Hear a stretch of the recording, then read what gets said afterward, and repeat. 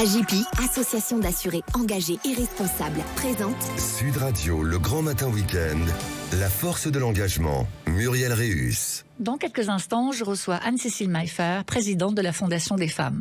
Avant cette interview, reparlons des résultats des élections européennes et engageons-nous pour les droits des femmes.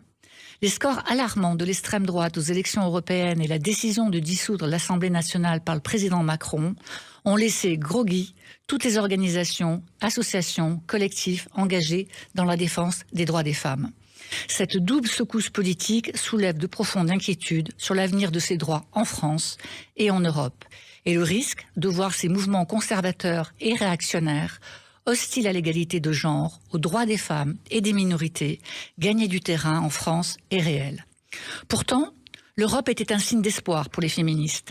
Gisèle Halimi en était persuadée, elle qui, dès 1979, a eu l'idée de compiler les législations européennes les plus abouties dans tous les domaines de la vie des femmes, dans le but de les élargir au reste de l'Europe. Ce travail, poursuivi et réactualisé par le collectif Choisir la cause des femmes, est compilé dans le livre Le meilleur de l'Europe pour les femmes, que je vous invite à lire.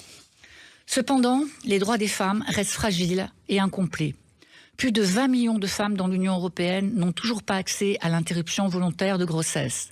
L'Italie a ouvert ses centres de consultation médicale aux militants anti-avortement. La Hongrie est toujours dans l'indice des genres de 2023, 26e sur les 27 États de l'Union.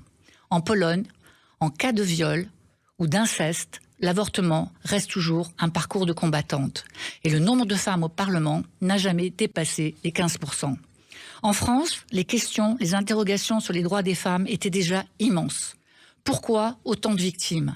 Près de 3 millions de femmes déclarent chaque année avoir subi des violences. Pourquoi ces augmentations vertigineuses ? Plus 83% pour les violences conjugales entre 2018 et 2022, plus 100% pour les violences sexuelles ces 10 dernières années. Pourquoi un taux de classement sans suite en progression constante, plus 94% en 2022 ? Devant ces réalités françaises plus qu'alarmantes, la question qui se pose aujourd'hui plus que jamais est comment garantir la protection des droits des femmes et préserver l'égalité ? Comment tirer parti d'une solidarité européenne quand la montée des extrêmes fragilise toute forme de progression de ces droits ? En France, les politiques publiques sur les droits des femmes, des enfants, des minorités sont financées par l'État et déployées par les associations. Quels critères pour garantir ces engagements publics seront-ils mis en place par l'extrême droite si celle-ci devient majoritaire dans notre pays ?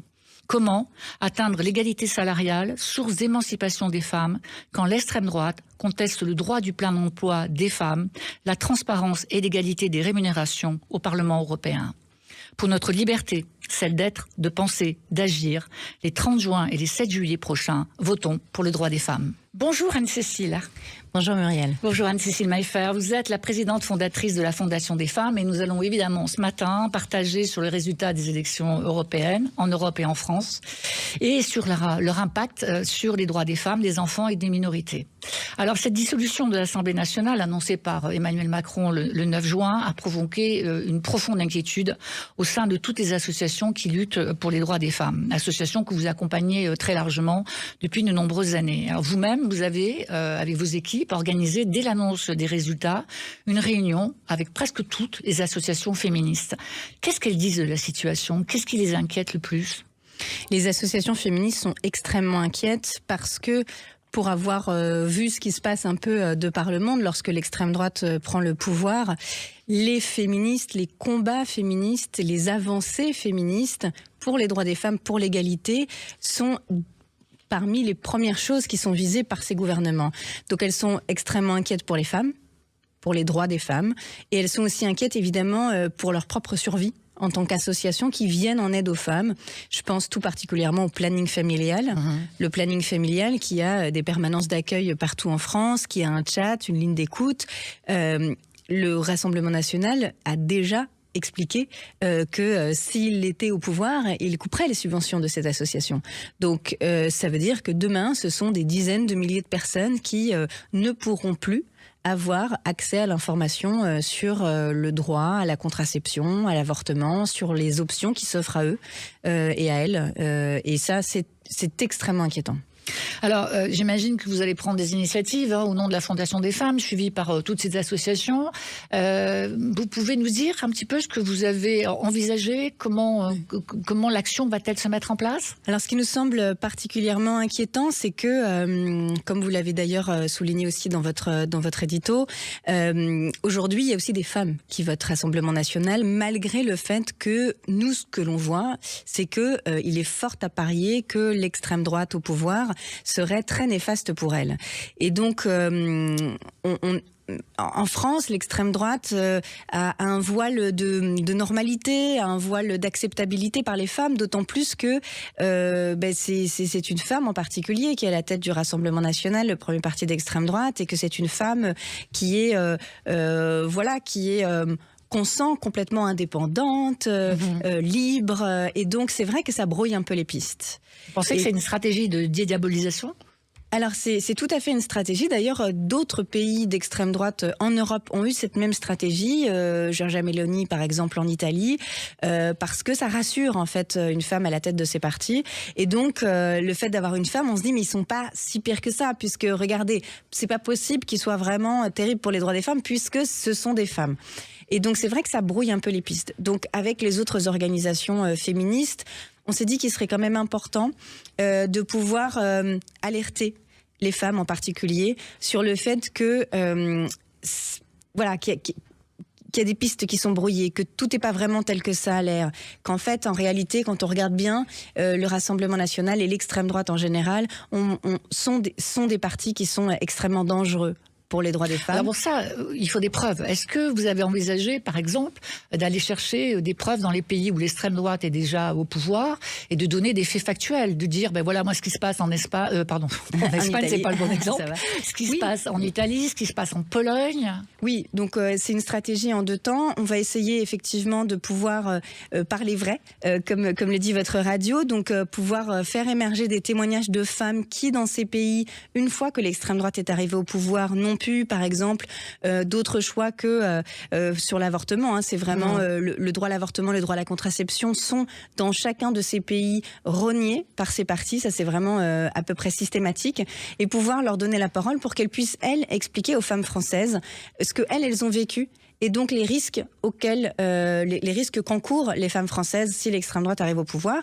Et puis parallèlement à ça, on a aussi envie d'une grande journée de mobilisation le 23 juin, parce que il faut aussi donner à voir dans l'espace public que ce sujet des femmes, que l'extrême droite a vraiment à cœur de venir entailler les avancées pour les femmes et les droits des femmes. Ça veut dire quoi? Une grande marche, un grand rassemblement? Un grand rassemblement à Paris. À Paris, dans province aussi? Un grand rassemblement à Paris, partout en province. Une journée de mobilisation. On a discuté de plein de... Et donc je vous invite à regarder sur le site alerteféministe.fr et vous y retrouverez toutes les informations sur la manière dont vous pouvez vous engager pour comprendre pourquoi on dit que les extrêmes droites sont des dangers pour les droits des femmes, et aussi vous engager avec nous si vous souhaitez vous aussi alerter autour de vous. Donc alerteféministe.fr, ça va être le slogan de cette manifestation, de cette mobilisation. Oui, okay. Absolument. Alors vous l'avez dit, ces élections, ça marque aussi la fin de la différence des votes entre les hommes et les femmes pour le Rassemblement national, qui a gagné entre 2019 et 2014. Les femmes ont augmenté leur vote pour ce parti de 20% à 30%, ce qui n'est pas d'ailleurs le cas pour Reconquête. Qu'est-ce que vous avez envie de dire à ces 30% de femmes qui votent aujourd'hui Rassemblement national? J'ai envie de leur dire... il y a sûrement des tas de bonnes raisons qui font que aujourd'hui vous n'en pouvez plus du système actuel. Néanmoins, on vous alerte, et je vous alerte sur le fait que il y a beaucoup de mensonges qui sont proférés par le Rassemblement national et les partis d'extrême droite en général. Quand ils vous disent que jamais ils ne viendront entacher le droit à l'avortement, en réalité, quand on remonte un petit peu dans le passé, à la fois les déclarations de Marine Le Pen qui disait à l'époque qu'il fallait dérembourser le droit à l'IVG, le fait que le groupe Rassemblement national n'a pas voté dans sa majorité pour la constitutionnalisation de l'IVG, ce sont ceux qui en grande majorité ont voté contre. Tout ça, ce sont des preuves qui nous montrent qu'en réalité, ils ne sont pas favorables aux droits des femmes et à l'égalité entre les femmes et les hommes. Par contre, comme ils ont besoin de prendre le pouvoir, ils ont besoin des votes des femmes. Et donc il y a des stratégies, mais il faut malheureusement aller un peu plus loin que l'apparence, et il faut lever un peu le voile sur ce qu'ils sont réellement. Dans l'histoire, l'extrême droite a toujours été contre les femmes, contre les droits des femmes, parce que dans l'idée d'extrême droite, qu'est-ce que c'est ? Il y a un ordre naturel des choses dans leur philosophie, hein, dans cet ordre naturel des choses, la famille est centrale.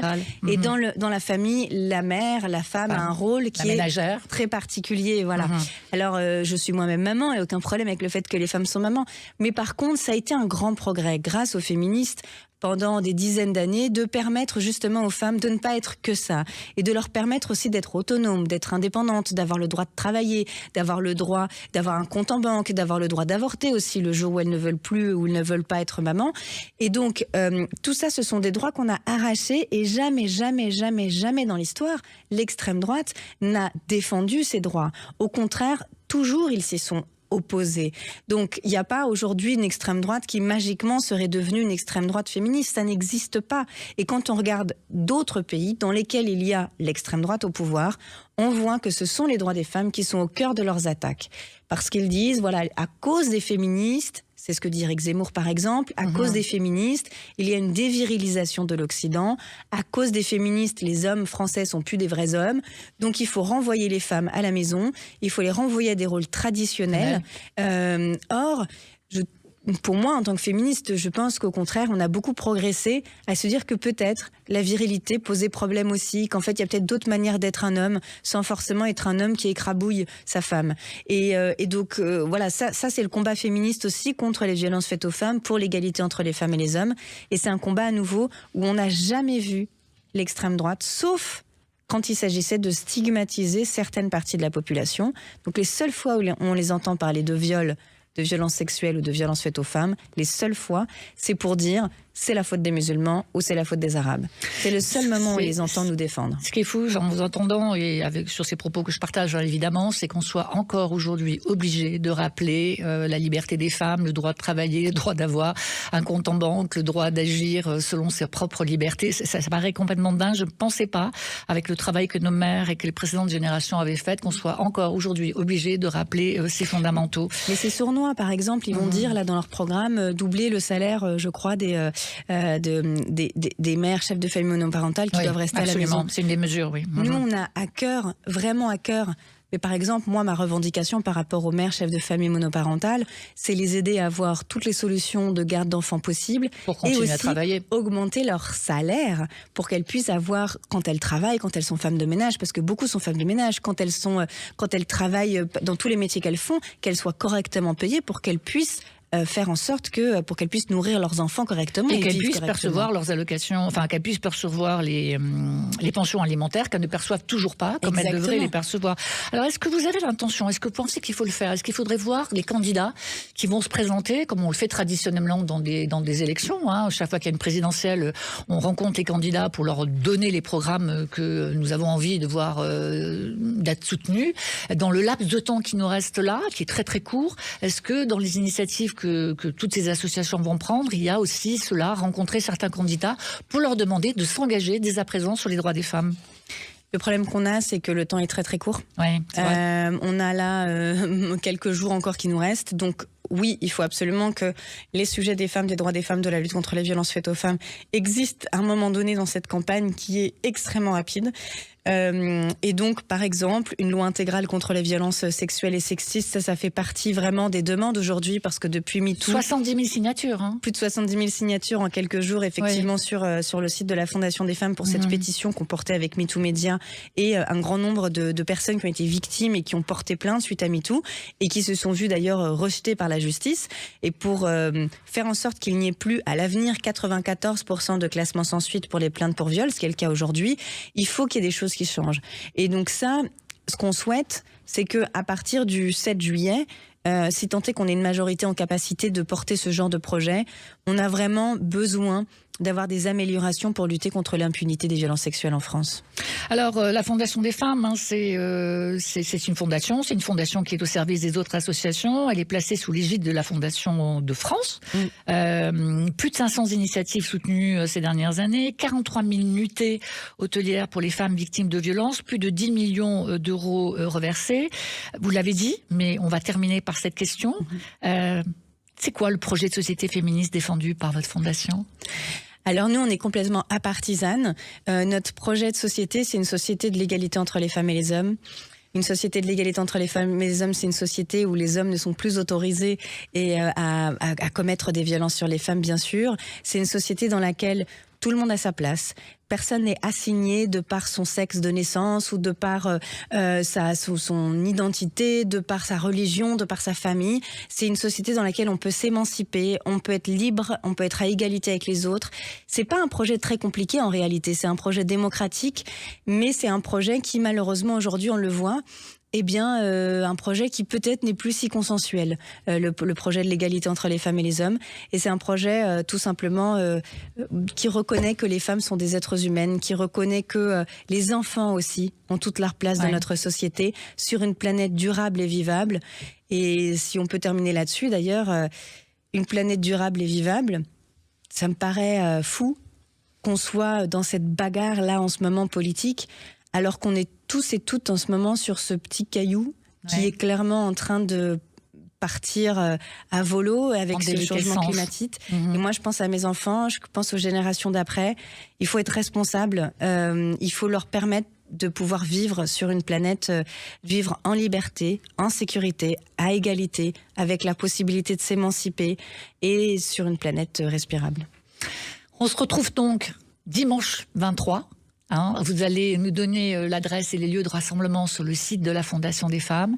Et sur le site alerteféministe.fr, puisqu'en fait c'est plus d'une centaine d'organisations. Il y a effectivement la Fondation des femmes, mais on est une parmi plus d'une centaine qui appelons à ces mobilisations le 23 juin.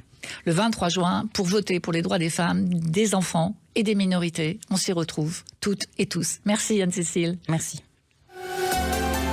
Sud Radio, le grand matin week-end, la force de l'engagement, Muriel Réus. Avec AJPI, association d'assurés engagés et responsables.